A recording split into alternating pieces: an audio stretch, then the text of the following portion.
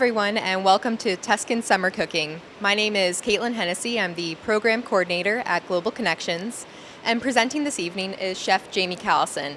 Chef Callison is the Executive Chef at the School of Hospitality, Business Management, and an inducted member of the American Culinary Association. Tonight throughout the evening, please use the YouTube chat box or Facebook comments to ask questions to the chef. Let me know if you're having technical difficulties or just discuss the content. All right, I'm going to turn it over to the chef. Thank you so much. Thank you. Well, welcome. Hopefully everybody's having a great summer. This is Jessica Murray, who's a grad student. She's, I think, had about a 5-year sentence with me. So we're very excited to have her here tonight. She's actually studied abroad in Italy with our Florence program. So this summer I went to Tuscany. I've been doing that program for about 10 years. And every year I get inspired by the fresh food and the wonderful products and really the culture of the food and wine that they have there. So with the produce this week I went to the farmer's market and had an amazing experience, and you're gonna have to bear with us a little bit because I think I got a little over-inspired with what we need to cover today. So please, if you have questions, if I'm talking too fast, or if you don't understand something, please type in a question so we can answer that for you. So I'm gonna start. So one of the things that we like to start with is aperitivo in Italy. And aperitivo, a lot of times they have crostinis or bruschetta. So I had no plan at all on Saturday when I went through the market. I think I was there for about 2.5 hours, and we just kind of walked through the market and really designed today all around with what we had at the Moscow Farmers Market. So starting with bread, we have a nice local bread from Panna Bakery here. This is just a really nice quality bread. It's a couple days old, which is really good for bruschetta because we're going to grill that anyway. So we have a little bit of olive oil here, mix. We're going to brush on there evenly. And then we're going to grill this bread, and that adds a lot of flavor. Today I'm using a grill, the inside grill. I love the smoky flavor of that natural grill, outside type barbecue. The beautiful thing about this time of year is when you're doing crostini like this, you don't have to heat up your kitchen. You can actually do all of this from right outside with your favorite iced tea or beverage. Barbecuing is always an amazing thing this time of year. So we're going to brown this a little bit and get a nice, that's going to add texture and flavor to our dish. So for our first crostini, all these crostinis were inspirations from traveling to Italy. So the first one of my favorites over there is they do a brie almond, and we're using WSU honey. So I have my bread that's already been grilled here, and we're going to take that, and we have sliced brie that we're going to use. This summer I actually had the opportunity to also take students to Lyon, France, and so they use a lot of brie in Italy too, but it really inspired me about the different cheeses and stuff over there too. So this one we're actually going to take and we're going to heat up in the oven. So we're going to take it, we're going to lay the cheese evenly. We want to make sure we get really good coverage of the cheese on here. And we can go ahead and put those almonds on there too. They're already toasted. You want to make sure when you're putting almonds on something like this that they are pre-toasted, because that raw flavor kind of gives it an off flavor, so it's important. Jessica, can you put this in the... You can see how quick the bread's getting that nice toast on there. We're going to toast this on both sides. So there's a restaurant in Florence, Italy called Colcornoias. Nikolai, who's the executive chef and owner there, all these crostinis were inspired from his establishment. He does an amazing job. This is not an advertisement for him, but he really does a good job. So I have another bread here that's a baguette. It's like a 3-seed baguette. And so we're actually going to do wine-cured goat cheese on this one.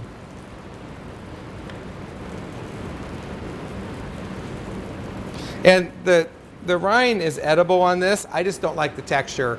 When you're choosing a cheese, like brie cheese, we would never remove the rind off of the cheese. However, this one, the texture, it's definitely edible, but the texture is a little tough. So especially for a crostini, I already have the texture in the bread.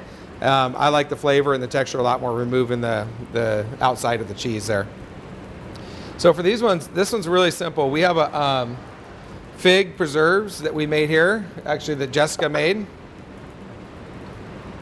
We're just going to line up our crostinis.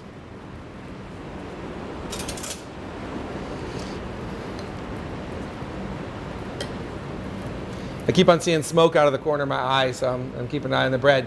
But you see that nice texture and the nice color on that bread? The bread's extremely hot, but I have definitely seared my hands quite a few times, so I'm not really feeling very much pain right there. But see the nice coloring on there? But that adds, again, a lot of flavor and a lot of texture. So we just want to put a little bit of this fig preserves on here. This is going to add a little sweetness to it. I'm doing this a little backwards so that you can see what I'm doing here. I'm going to change so I can do this a little quicker. In Italy, a lot of times they'll just take an actual mint leaf, a whole mint leaf, and put it right on there. That is okay. However, I find that it becomes a little strong. So what I like to do is just take a little bit of mint. What we do is we roll it. So we're taking it and we're rolling it like this on the board, nice and tight. I know it's hard to see because it's really small leaves there. And we're going to take that. I'm going to trim off the very end right here, and we're going to chiffonade this.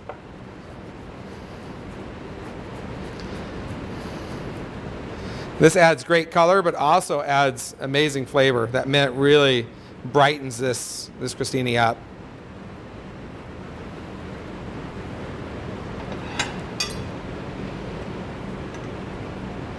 And you see how simple this one is here? It's very colorful and a lot of flavor with that wine-cured goat cheese, the bread, the fig preserves, the sweetness of the fig preserves, the freshness of the mint. That's one of my favorite crostinis there. Now the next one, have a little treat on this one. This one I actually just created today. It was a last minute thing, which you, if you've already looked at the recipes, this recipe has been added. I made a scape, which is a garlic sprout on top, flour on there, and I made a pesto out of this. And I used basil, Spanish almonds, and then also some little bit of Parmigiano Reggiano and olive oil and salt. I did not add any extra garlic to it because it already has a background of the garlic flavor. So we're going to set that aside here. For pesto, I don't have time today to demo the pesto, and you'll see this in your instructions. What I usually do is I add 1/3 of the leaves, whether it's basil, the garlic scapes, arugula, whatever kind of pesto you're doing, all the olive oil, all the other components, and I blend it up, and then I start slowly adding more of the leaves to the pesto. And the handheld immersion blenders really work well because you don't want to over blend it, so you kind of work the product down. And these right here, the containers that come with these always break. These little bar shakers here are the best thing for it. It's perfect size and it holds up really well. So this is a great way. Do not over blend your pesto. If you can see the color of the pesto here, it's nice bright green, and you want that, that color because it'll actually start to cook by heating it up if you blend it too much. Okay.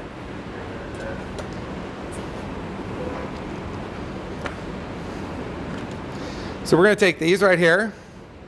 We're going to cut them. This is the brie crostini.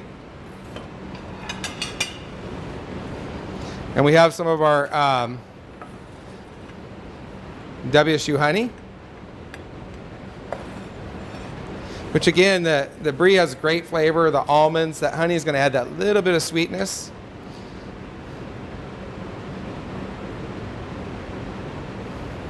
And this is a great one to have warm, and you can actually finish this right on the barbecue. You don't have to put this in an oven.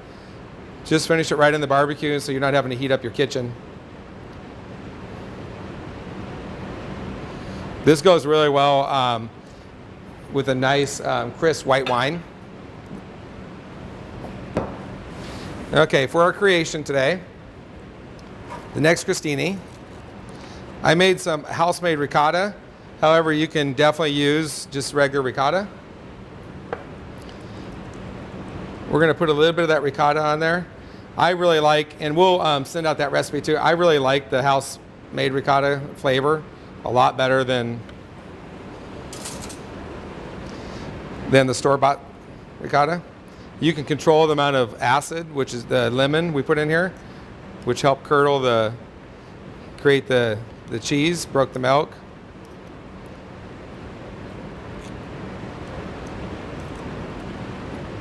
So I'm just putting a little bit of that on there. A little bit of the ricotta. Trying to get as even as I can. So I'm going to spread this a little bit. This is not cooperating with me, but that's okay.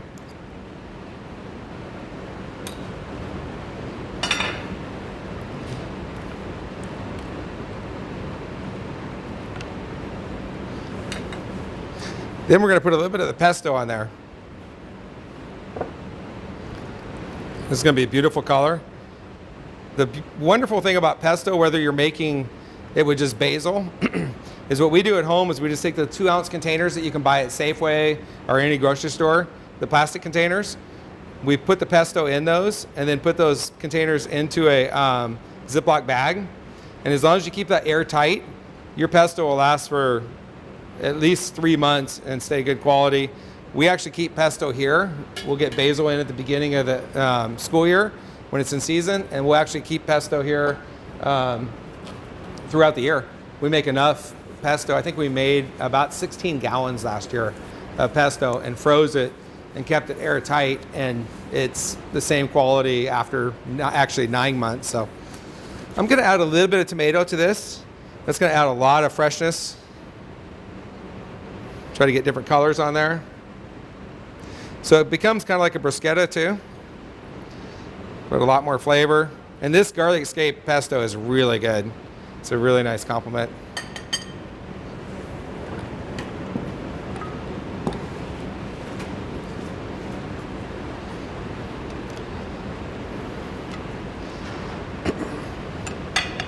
And if you want to, it doesn't really need it, but I have a little balsamic reduction, or you can just use an aged balsamic too. It, again, doesn't really need it, but it adds a nice coloring to that. And again, we never add anything just for color, but that acidity with the freshness of the tomatoes, the creaminess of the ricotta and the herbs, this is going to be an amazing crostini. Now, crostini, again, should all be inspirations.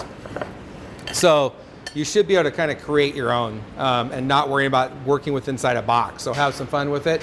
I just always suggest kind of thinking about what goes well together. Be creative, but maybe test it out before you have people coming over your house. So in the market, I was also inspired for a salad. So I have beets here, some local beets. And what I did too is when I cut into these beets, the first thing I did was taste them. Very important that you always taste your vegetables before you cook them. One of the most compliments I've ever received on a vegetable was on a beet. I cut the beet up, I tasted it. It was so tender, so sweet. I had a little bit of olive oil, a little salt to it, put it right on the plate, no cooking at all. And I got so many compliments about people asking about what I did to that beet. And what I did was I let it be a beet. I just let it stand for itself. So sometimes if you step back and don't try to overcomplicate what you're doing, it's very helpful. These beets I cooked just for a few minutes. They were definitely a little tougher, but the flavor is absolutely incredible. So I really didn't do much to them. Today, in the recipes we're sent you, I believe you're gonna have a champagne vinaigrette.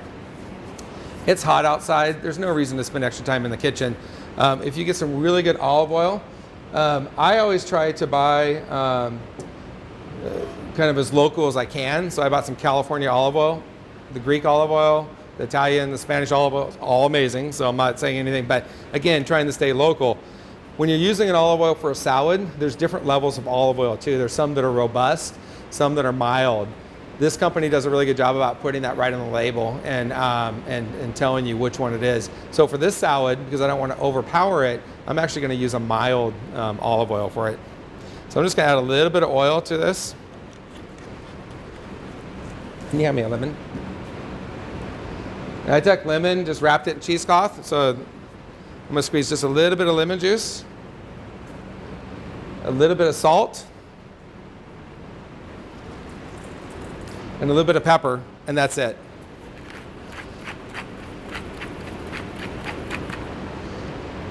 With these pepper grinders too, a lot of people don't know this, but you can adjust, and I already adjusted this one, but before I ever use a pepper grinder, I always go like this on the counter, and I can see the coarseness of the pepper, because if you don't, you can get a really big chunk of pepper in your salad, and that's not enjoyable unless you really like that. So I'm just gonna toss this. These are all local greens here. Just a really light coating of olive oil on there. I don't want it over, these greens are amazing, so I don't really want to overpower these. Just gonna put that on the plate. And when I'm putting them in the bowl, a lot of people will take salad and they kind of press it down like this when they put it in there. Let the lettuce, I know this sounds ridiculous, but let the lettuce live. Let it stand up, don't press it down, so.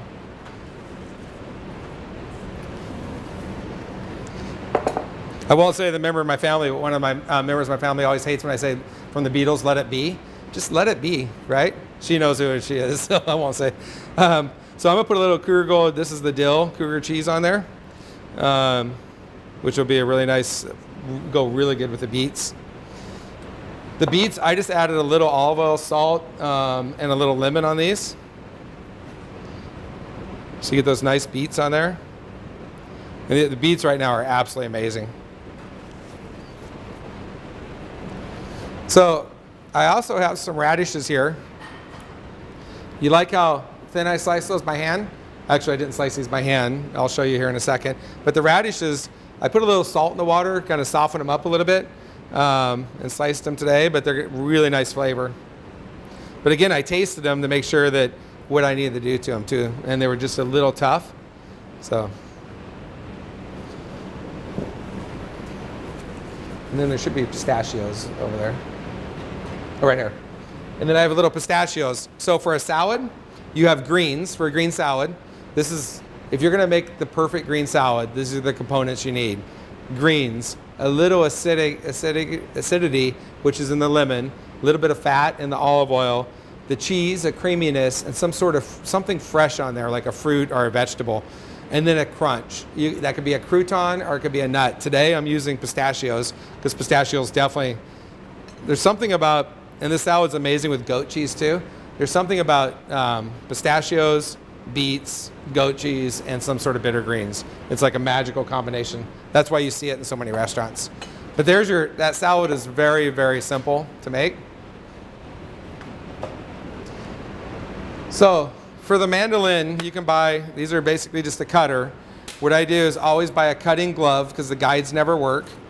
Put the cutting glove on and then put a glove over the top of the cutting glove, and that way you can take your hand right on there. Never do that without the cutting glove on there, and you can actually hold on to it really well, and you can get those really, to cut that many, that perfect, is really difficult to do. It's very, very thin. You can see through this.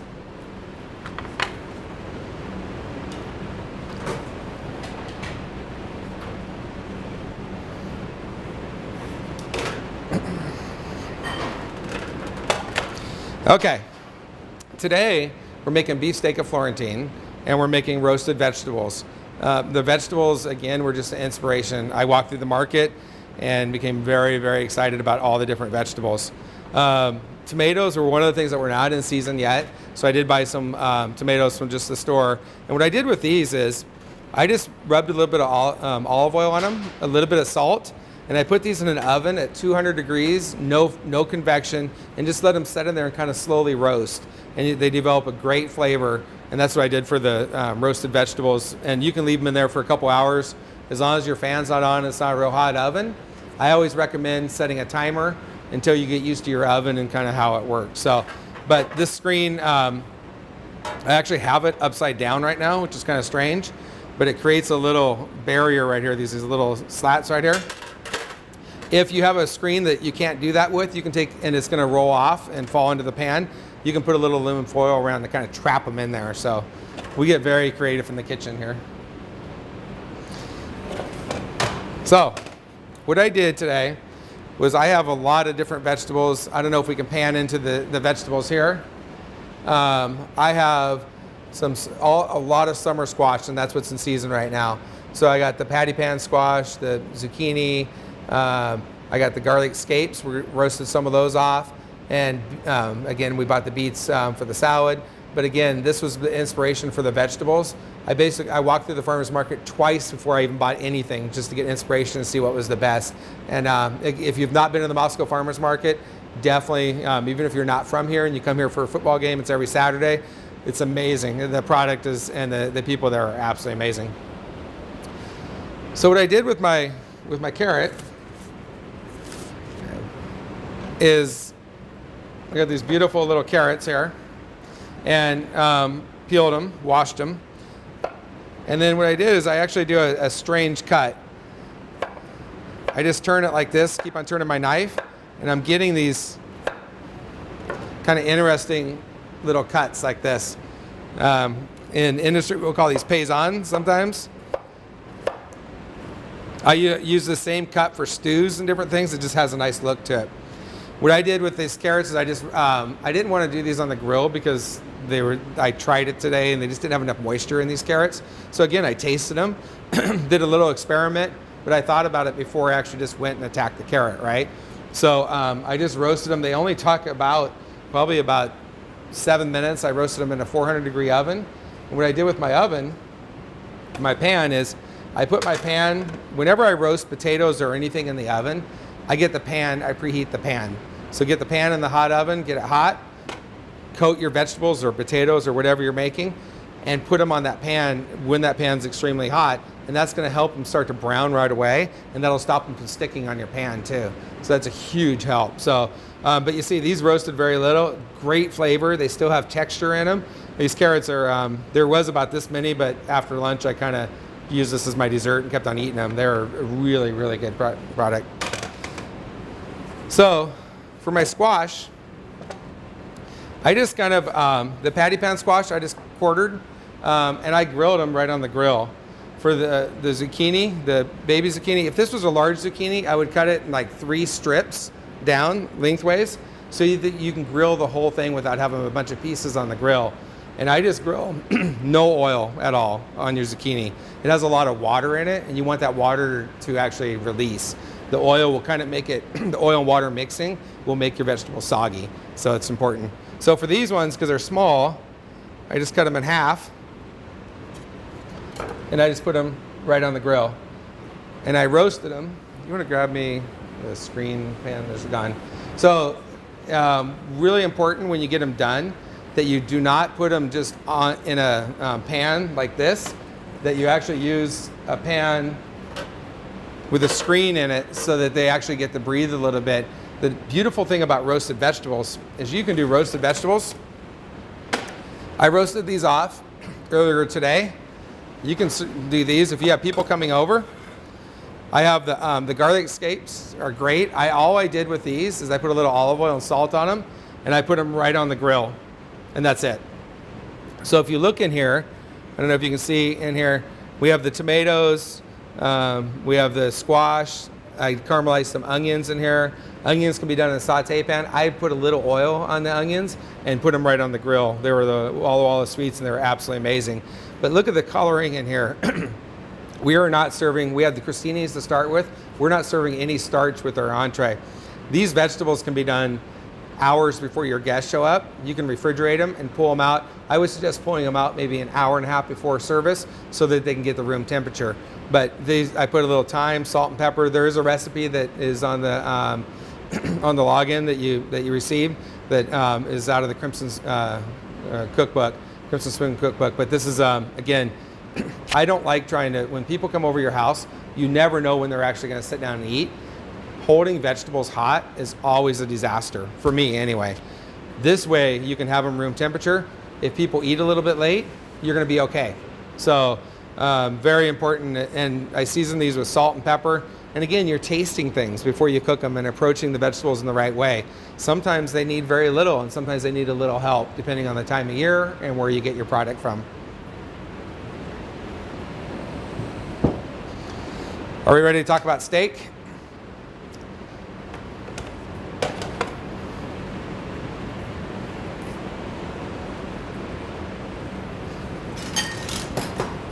So we're going to look at the vegetables real quick. So they're starting to get a little color. We definitely want more color than this right here. but they're getting a little bit of color. So we want to get them a little darker and that's going to add a lot of flavor. I love doing these. I have 2 barbecues at home. I'm a little spoiled. I have a green egg and I have the Traeger. When I do them at home, I don't really do them on extremely high heat. I cook them a little bit softer heat and let that smoke flavor build into them, and they're absolutely amazing. The other thing you can do is skewer them. So you can cut your vegetables and cook them on the barbecue with the skewer, and that way you're not actually having to take your tong and fight and search for those vegetables all the time. And as they start to shrink up, you have to be careful if you cut them too small. It can be problematic because they'll start to fall through the grill. So you have to be a little careful with that. Sorry, it's about 10 degrees hotter in here than it is outside, I think.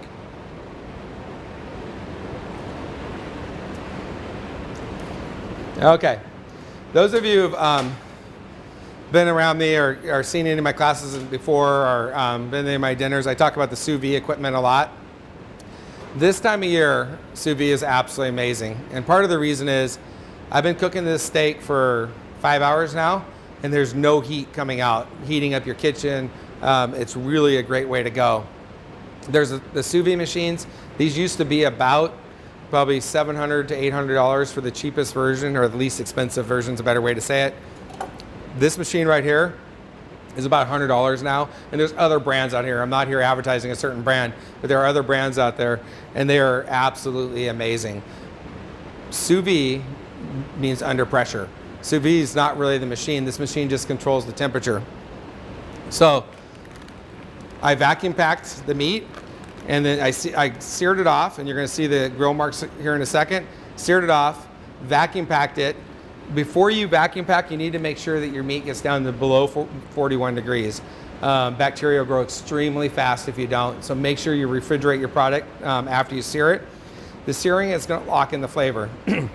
Beef prices are crazy right now, and they're going up. By doing this, I'm losing about 20% less of the product during the cooking. It's instead of going in the grill, you know how your grill flames up and it catches on fire? Instead of that happening, it's actually all the moisture staying right in here. It's a great way to cook. You definitely end up with a lot more consistent product. The beautiful thing about this is I set a temperature. Once the proteins get to that temperature, they coagulate. It will not overcook. I can leave this in here for 4 days. You do not want to do that. The texture will be bad, and it's just not a good thing to do. However, it will still be a perfect medium rare in 3 days. Again, do not do that. That's not what we want to do. However, just the technology, you cannot overcook. We do pork chops, we do chicken, we do all kinds of things with these things, and they work absolutely amazing. So, you can take that. So we're gonna,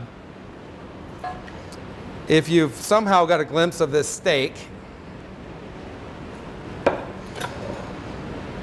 that'd be about enough for me right there. A nice barbecue, just a big steak. So this is a 2 3/4 inch T-bone steak. Dismore's cut this for me this morning. It's a beautiful steak. We, in Florence, the beefsteak of Florentine is a shared item.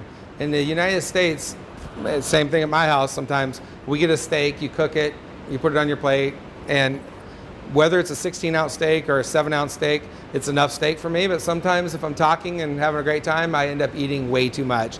This way, this steak right here would be for the whole family. I would say this would feed 6 people pretty generously. So the beautiful thing about this is in Italy, food is not just you sit down, you're texting, you're on the phone, you're in a hurry. In Italy, when you sit down with your family and our friends, it's time to enjoy and talk about the day and to enjoy the company, not rush through dinner, worry about what somebody's doing on Facebook. I'm not judging anybody. I've done it too. I've gotten out my cell phone at dinner. You never see any Italians do that in Italy. They really believe in enjoying the experience. And a dinner over there can easily take up to 4 hours. And you're not eating a lot, you're just talking and enjoying it. This right here, instead of getting the steak on your plate, this is a celebration. And so it's a beautiful thing. So what I'm gonna do now is I'm gonna talk a little bit about, this grill is a little backwards to show you. I think I've showed this in one of my other classes, is basically how to get those, flip this over, those perfect grill marks that we're looking for. See those nice diamonds right there? Is how to get those. So we have a little bit of olive oil. This steak I dried off too. Very important. It's funny, I use this KO as a decoration. KO, when I first started cooking, was only decoration, and now I eat KO all the time. But it's funny how times change. So I'm gonna put a little bit of WSU seasoning on there.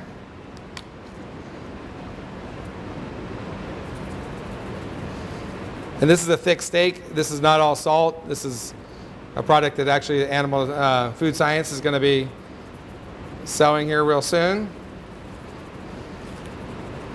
So we're going to season this really well on all corners and everything. I'm not saying you're going to eat that fat, but might as well have it taste good, right? So on this grill, we want to get this extremely hot.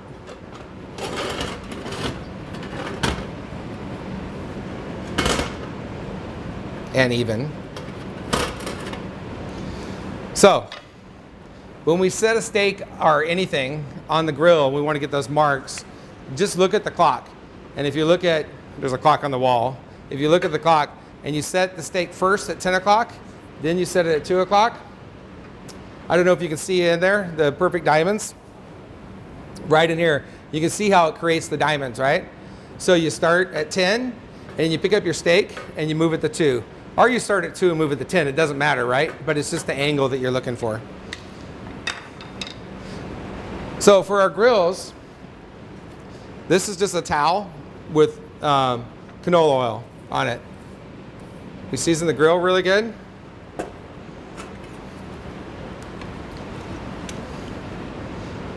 Doesn't that look great?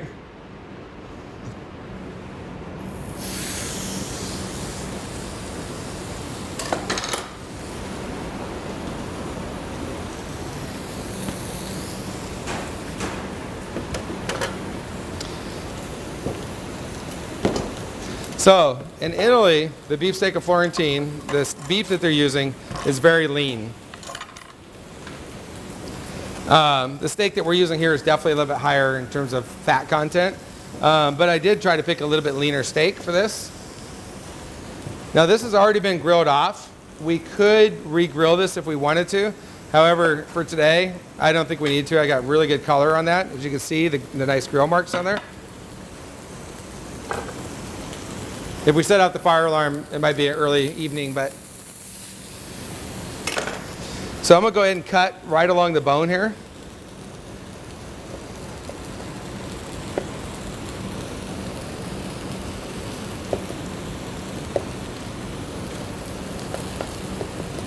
I don't know what it is with our dogs. Whenever we do T-bone steak, they know.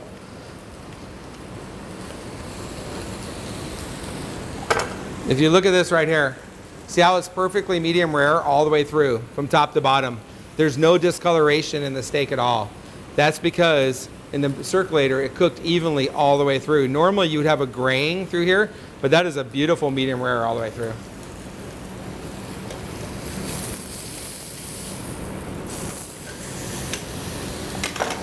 So now that's the New York there. We have the tenderloin on the other side.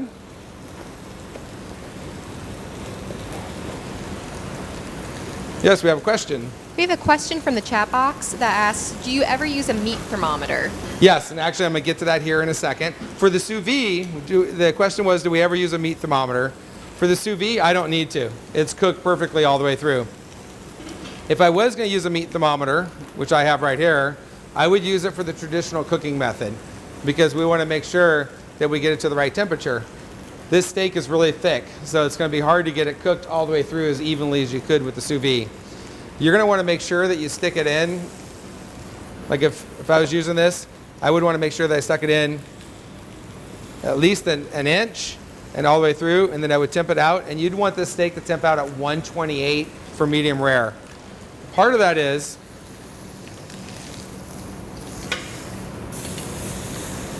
there's carryover cooking.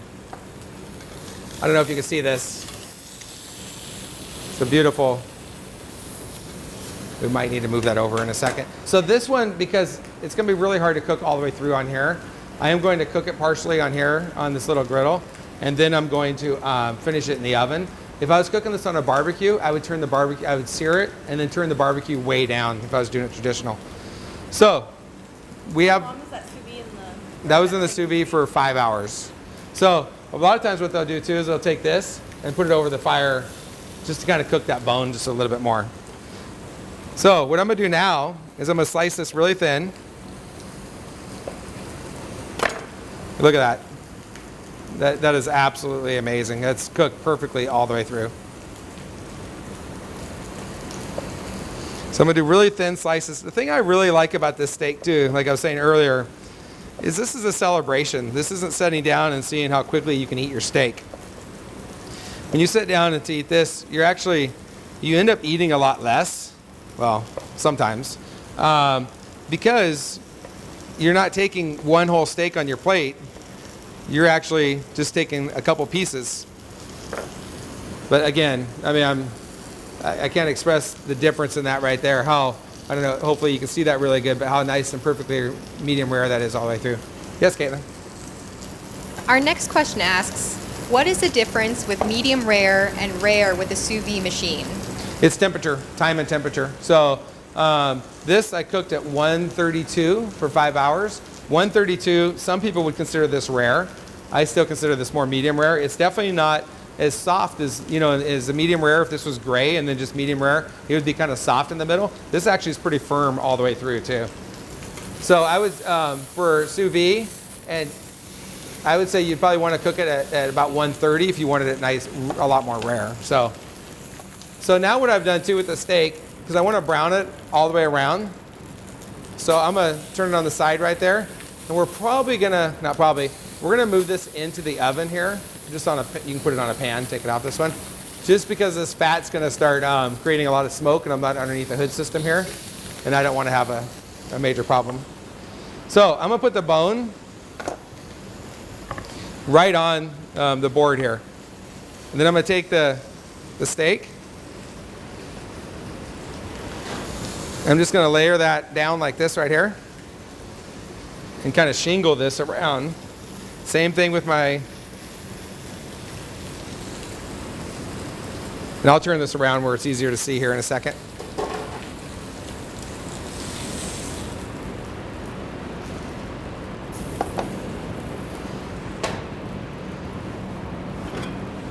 Good.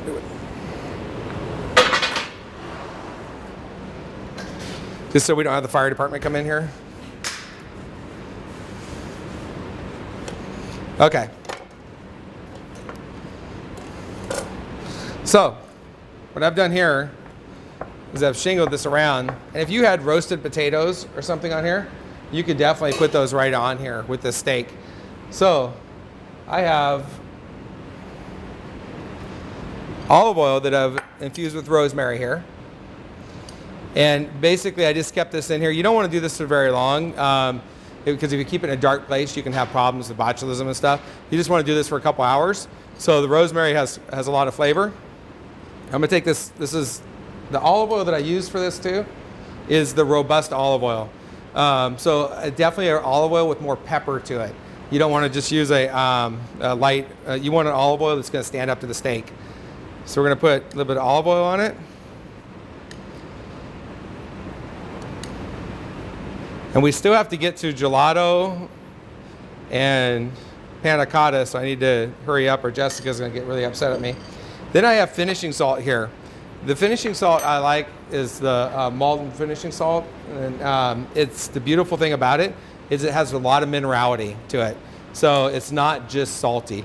We're gonna sprinkle a little bit of that. So this steak is pretty thick, right? I shingled it a little bit. I want to get some of that salt on that steak. And I know this looks like a lot of salt, but it's really not. This salt is a lot of mineral to it. So, I mean, you put this amount of pink sea salt on here, you would not be able to eat this at all. So it really, you need to taste salts and understand salts before you just pick up a salt and put it on there, just like when you cook a vegetable. So we have our beef steak of Florentine there. And again, that is a celebration. That's just not putting a steak on your plate and going to town.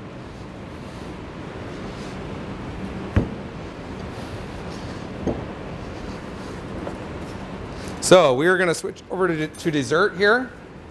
Is there any questions out there about the beefsteak of Florentine? It's been a tradition in Florence for many years.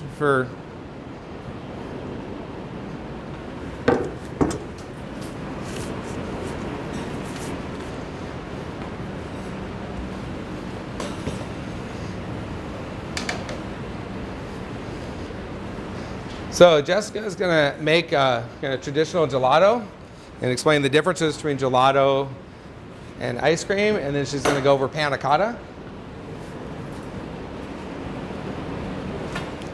Okay. Well, now that we've had a really good dinner, we're going to transition to dessert, and we're going to do gelato, and we're also going to do panna cotta, which are both very traditional Italian, but they're also very simple, so you're not going to spend a ton of time slaving over dessert. You can get it done relatively quickly. So the first thing we're going to do is we're going to take our half and half, and we just want to bring this to a simmer. We're also going to put the vanilla bean paste in with it.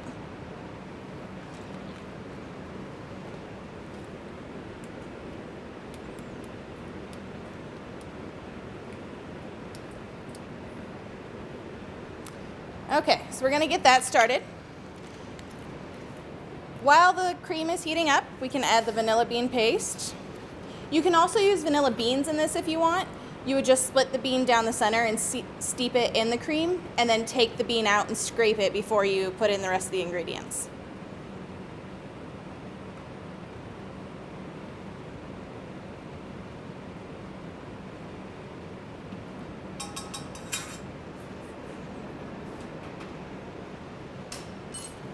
Okay. So while that's warming up, we can take our bowl. And in our bowl, we're going to combine our egg yolks and our sugar. So when you're making gelato, a lot of Italians think that the true difference between gelato and ice cream is that you use really high quality ingredients. So we've used eggs from some local farms. You use really good quality cream or milk. But if you want to do a legal difference or technical definition, ice cream has more fat in it from milk than gelato traditionally. So you have a lot more milk in gelato than cream, whereas ice cream you have more cream and less milk. You also, the biggest difference... I think it's all in the eggs. Really high quality eggs. The biggest difference though is in how it's made. So not so much making the base, but when it's churned. When gelato is churned, it's churned a lot slower, so you end up with less air bubbles in it. When you churn ice cream, it's faster and you try to get more air in it. So ice cream is a little bit fluffier, whereas gelato is a little denser and creamier. So this is going to be more of a gelato because we're doing it in a home churning system. So while we wait for this to start warming up, we don't want to burn it. Make sure you're watching it so that it doesn't get burnt on the bottom. We just want to bring it to a simmer. While that's going, I'm going to show you the base that I've already made. That got moved. There it is. So this is a home ice cream churner. You can get these now for about $35. They're really affordable and they're really quick and do a high quality ice cream or gelato. So this is a bowl that goes in the freezer and we just freeze it solid. And it sits on here and it's got the blade that goes inside. And this is our gelato base that we've made earlier. You want to chill your gelato base before you start to churn it so that you're not warming the bowl up too much. You want to retain all that frozen cold temperature in there.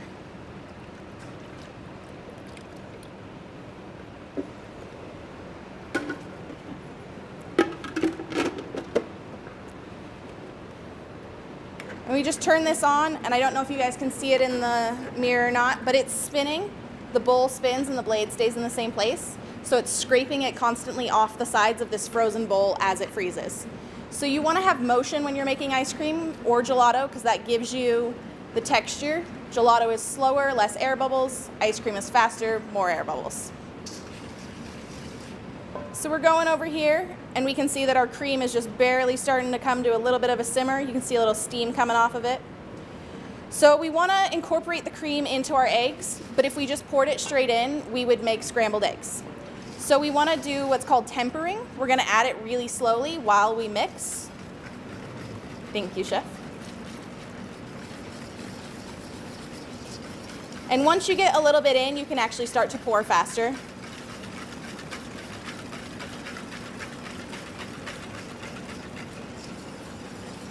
So by doing that, we've avoided making scrambled egg. If you put the egg directly into the cream, you would also immediately scramble it.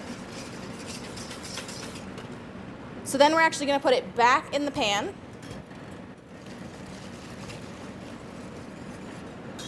Now at this point, we just want to cook it until it starts to get a little bit thick so that we can coat the back of a spoon.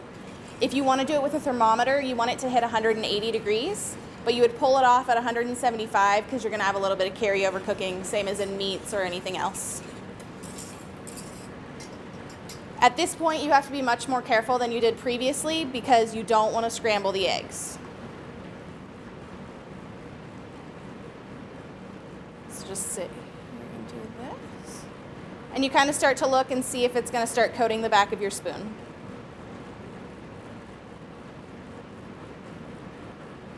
And if you can see in here, this is already starting to freeze on the outsides and scraping that back in, and that's creating our nice creamy gelato texture. And this is just a plain vanilla gelato, but you can take this exact same base and you can put different flavors in it. You could put some orange zest, you could put anything you want in there. You can be really creative with it.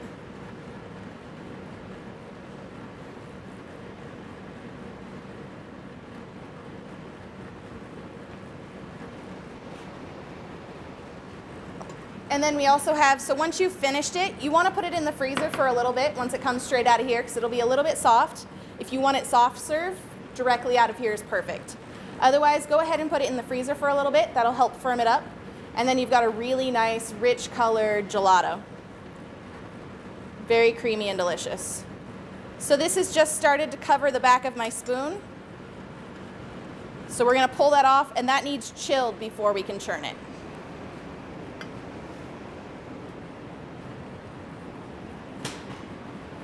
The next thing we're going to demo is Panna Cotta. Panna Cotta is really simple and really nice. So we've got our cream here. Now at this point, we do not want the cream to boil or even come to a simmer. We just want it to be warm. We're also going to put the sugar in.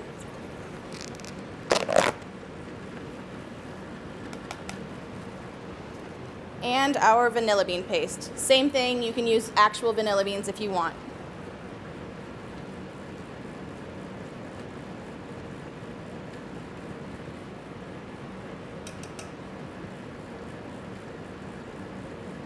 So the reason you don't want to get this too hot is you don't want to scald your cream, but also you use gelatin in Panna Cotta, and if gelatin gets too hot, it will denature the protein and you won't be able to set it up. So you want to make sure that you're not getting it too hot. If by some chance it does get really warm, let it cool down before you add your gelatin. And you also want to make sure that your sugar is completely dissolved because you don't want those sugar crystals in your Panna Cotta. You want a really nice creamy texture. While that's going, you can go ahead and take your powdered gelatin, and you can use gelatin or powdered gelatin or sheet gelatin. If you're using sheet gelatin, you put it in cold water, let it soften up. You'll actually squeeze it out in your hands. If you see in the recipe, it actually says that. So you squeeze out the excess water and then you can put it in. If you're using powdered gelatin, just mix it with enough water to get everything wet and then go ahead and let that hydrate. So this has already been hydrated here.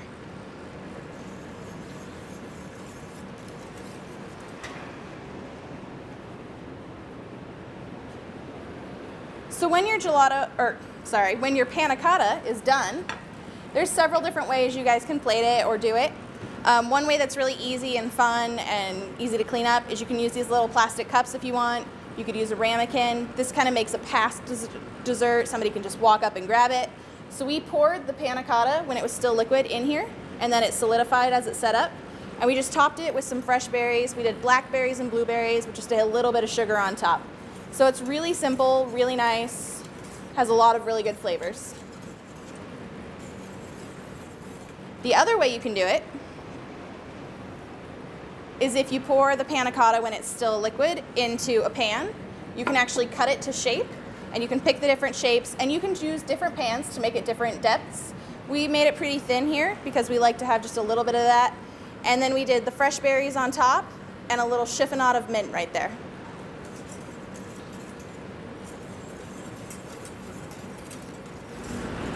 And of course, all these berries are from local farms, so all the produce we use today and the berries are all from local producers, which again is one of the things I believe in Italy and France this summer when I was there with students. The farmers markets are just a way of daily life. They have small refrigerators. They go to the farmers markets almost every day.